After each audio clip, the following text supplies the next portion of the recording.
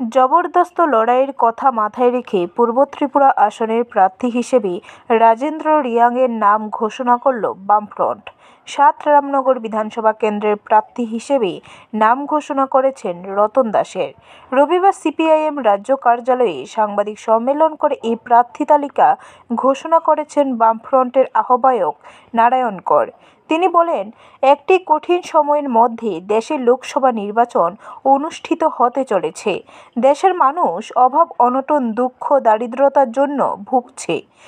জনদুর্ভোগ বেড়েছে, অর্থনৈতিক অসাম্যতা চরমভাবে বেড়েছে, অস্বাভাবিক বেড়েছে বেকার সমস্যা, জিনিসপত্রের মূল্য অস্বাভাবিকভাবে বৃদ্ধি পেয়েছে।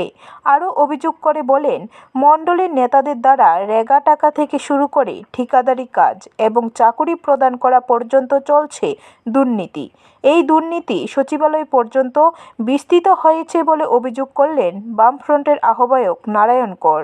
পূর্ব ত্রিপুরা সংরক্ষিত আসনে তফসিল উপজাতি সংরক্ষিত আসন, সেই সংরক্ষিত আসনে আমাদের প্রার্থী হবে বামফ্রন্টের সিপিআইএম প্রার্থী রাজেন্দ্র রিয়াং।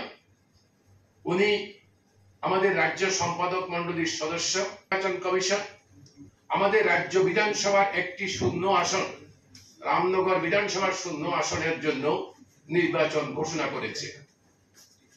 এই শূন্য আসনে রামনগর বিধানসভার যে রামনগরে ত্রিপুরা বিধানসভার যে শূন্য আসন, সেই শূন্য আসনে বামফ্রন্টের সিপিআইএম প্রার্থী হবেন কমরেড রতন দাস।